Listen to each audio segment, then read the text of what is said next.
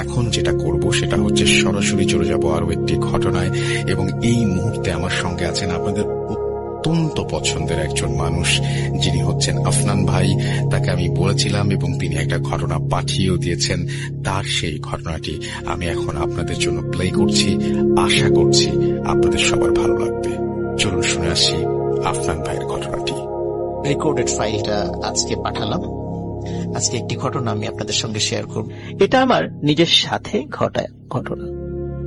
আমার আম্মুর মুখে আমি শুনেছি, আর নিজে যতটুকু দেখেছি সেগুলো আপনাদেরকে বলবো। আমি যখন জন্ম হই, আমি বাবা মায়ের একমাত্র মেয়ে ছিলাম। আমার বয়স যখন 4 কি 5 বছর, তখন থেকেই আমার কিছু অস্বাভাবিক আচরণ আমার ফ্যামিলি দেখতে পায়।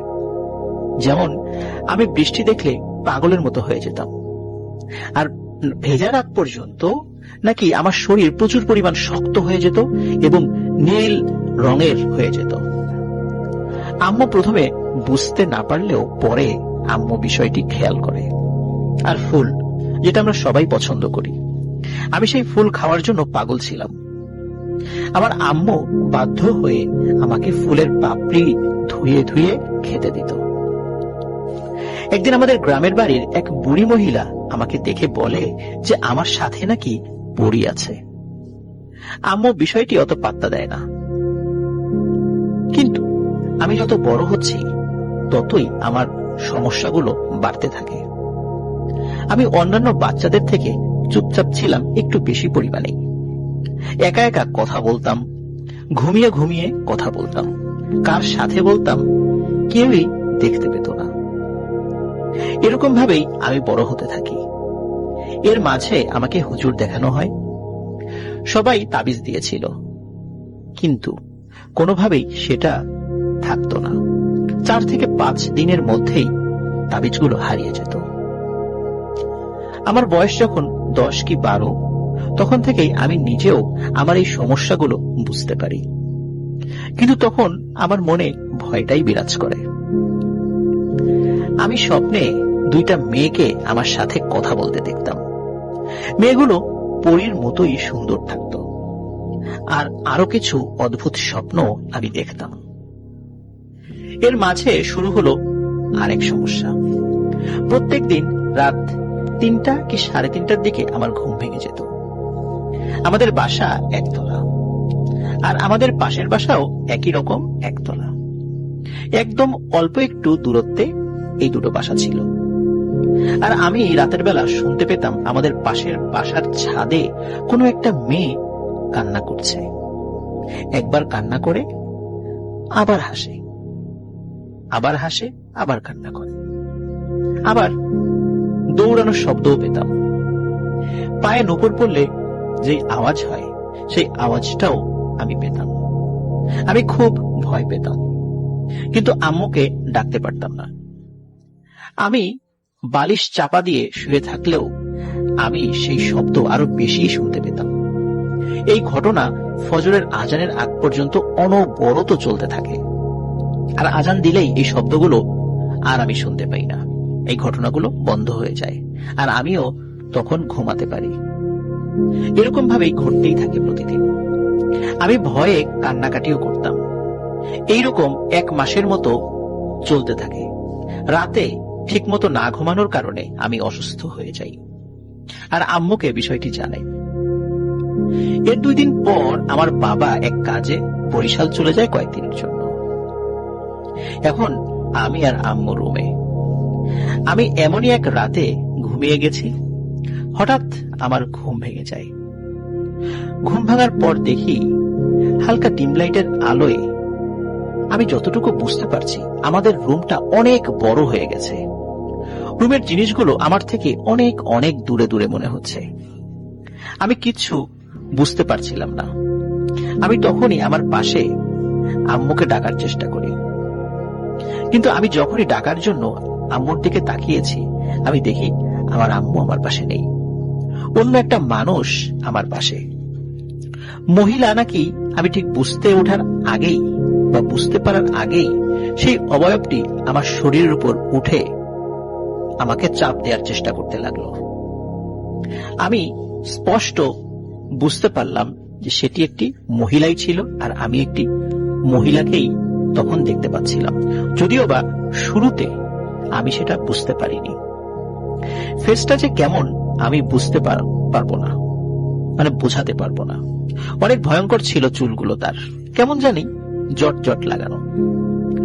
আমি অনেক চিৎকার দেওয়ার জন্য ট্রাই করতেছি, কিন্তু কোনোভাবেই পারছিলাম না। আমি ধাক্কা দিতেছি ওইটাকে আমার উপর থেকে সরানোর জন্য, কিন্তু আমি পারছি না। এইরকম 10 থেকে 15 সেকেন্ড হওয়ার পর হঠাৎ আমি গলা দিয়ে সাউন্ড বের করতে পারি, আর আমি জোরে জোরে চিৎকার দিয়ে কান্নাকাটি করতে থাকি। আর আমি সেই অবয়বটি আর দেখতে পাচ্ছিলাম না। আমার আম্মু পাশ থেকে উঠে আমাকে জড়িয়ে ধরে।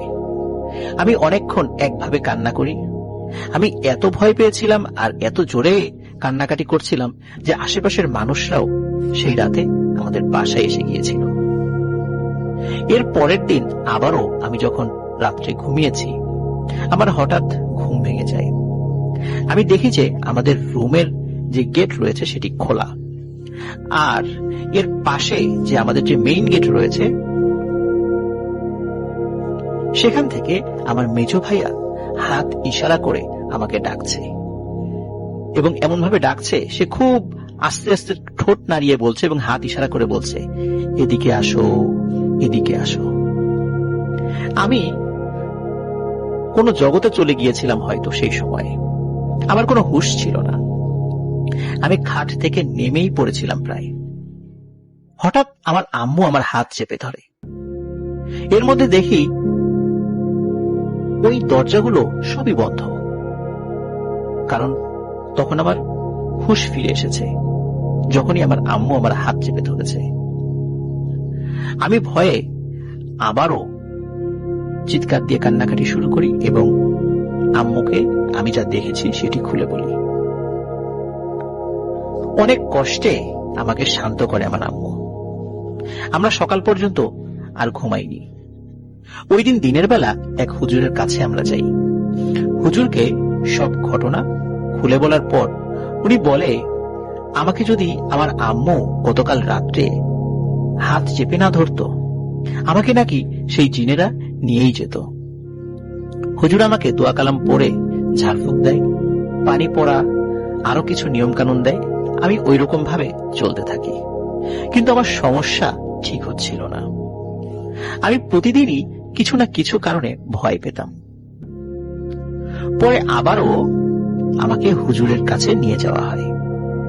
ওই দিন হুজুর দীর্ঘ সময় নিয়ে আমাকে ঝাড়ফুঁক করে এবং ভালোভাবে আমাকে দেখে বলে, আমার সাথে নাকি 7টা জিন আছে, তার মধ্যে পরীও আছে 3টা, ঠিক যেমনটা অনেক বছর আগে এক বুড়ি মহিলা আমার আম্মুকে বলেছিল, কিন্তু আমার আম্মু সেটি বিশ্বাস করেনি।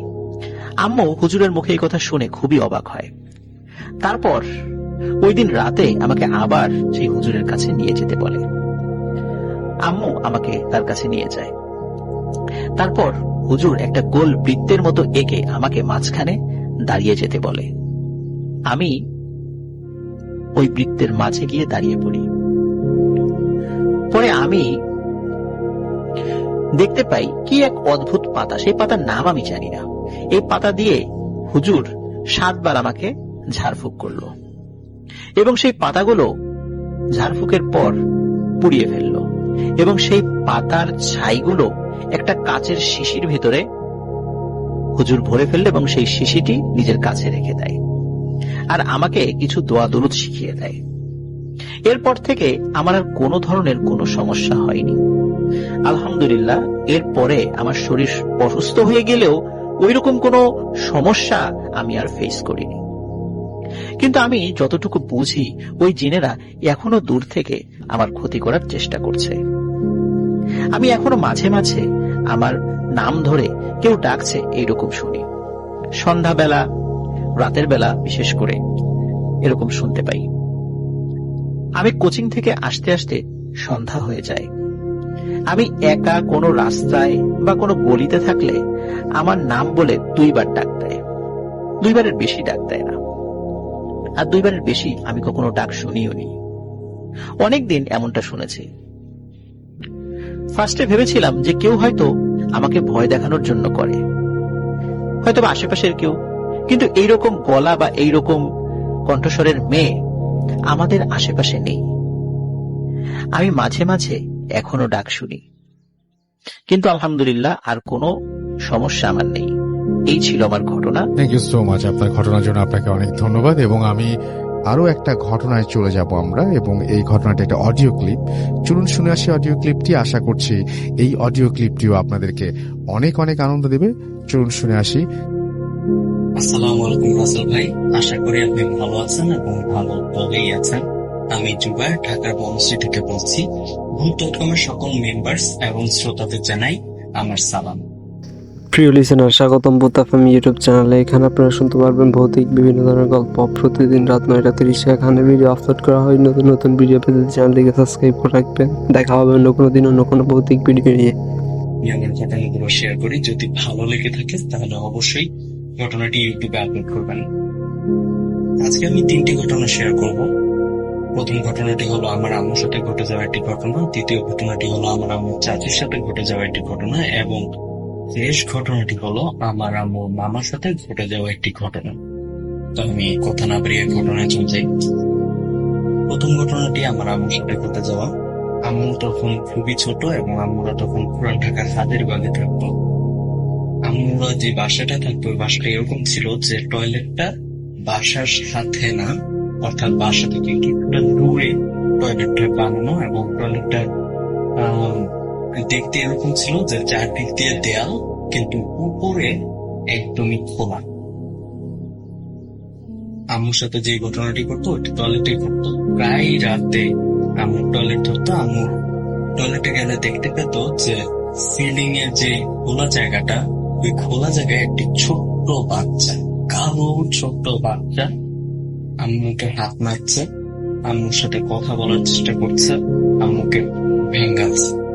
তো এই ঘটনাগুলি এসে আম্মু নানুর কাছে বলতো যে আম্মু তুমি চলো দেখো, আমি এরকম দেখতেছি। কিন্তু আমার নানু যেত, গিয়ে দেখতো কিছুই নাই। তখন আমার আম্মু দেখতো যে ওইখানে কিছুই নেই। কিন্তু আবার নানু চলে যাওয়ার পর আম্মু টয়লেটে গেলে আবার দেখতো যে এসেছে, আম্মুকে হাত মারছে, আম্মুর সাথে কথা বলার চেষ্টা করছে। এটা গেল আমার প্রথম ঘটনা। দ্বিতীয় ঘটনাটি হলো আমার আম্মুর চাচির সাথে ঘটে যাওয়া একটি ঘটনা। এটি কুমিল্লার মুরাদনগর নিয়ামতকান্দি গ্রামের সরকার বাড়ির একটি ঘটনা। এই পুকুরটি এখন আছে, একটি পুকুর নিয়ে ঘটনা, পুকুর রিলেটেড। ওই পুকুরটি এখন আছে। আমার আম্মুর চাচি ওই পুকুরে গোসল করতে নেমেছিল। তো গোসল করার সময় হঠাৎ করে একটি শিকল তার পায়ে পেঁচিয়ে যায়, এবং ভাগ্যক্রমে তার মামা ওইখানে ছিল। আমরা যেটা কথা প্রায় শুনি যে মামা ভাগিনা যেখানে, আপদ না সেখানে। পুরো এরকম ঘটনা ঘটেছে যে মামা আসার সাথে সাথে ওই শিকলটা ছেড়ে দিয়েছে, তারপর সে তাকে বাঁচানো গিয়েছে। ওই দাগ, শিকল যে ধরেছে পায়ে, ওই দাগ এখনো তার পায়ে আছে, উনি এখনো জীবিত আছেন। আচ্ছা, এটি আমার সেকেন্ড ঘটনা। আর ঘটনাটি একটু বড়। এটি আমার আম্মুর মামার সাথে ঘটে যাওয়া একটি ঘটনা। তখন ঢাকা শহর অনেক আর কি, ঢাকা শহরের কিছুই ছিল না, চারদিকে খালি পানি আর পানি। তো আমার আম্মুর মামা তখন রামপুরায় থাকতো। যে বাসায় থাকতো, এই বাসার পাশে একটা তেঁতুল গাছ আর একটা তুলা গাছ হয়েছিল। একদম নতুন একটা তেঁতুল গাছ, একটা তুলা গাছ। তো তুলা গাছ থেকে যখন তুলা হয় তখন তুলাগুলো বাতাসে উড়ে বেড়ায়, আর এটা নাক দিয়ে যদি প্রবেশ করে তাহলে শ্বাসকষ্ট সহ বিভিন্ন ধরনের রোগ হয়। তো এইসব কথা চিন্তা করে আমার আম্মুর মামার যে মা আছেন, আম্মুর নানু, উনি বললেন যে ইলিয়াস হচ্ছে আমার আম্মুর মামার নাম। ইলিয়াস, তুই যখন সকালবেলা অফিসে যাবি তখন এই গাছগুলা কেটে দিয়ে যাবি, এই 2টা গাছ। তো ইলিয়াস নানা ভাই চিন্তা করলো যে আচ্ছা ঠিক আছে।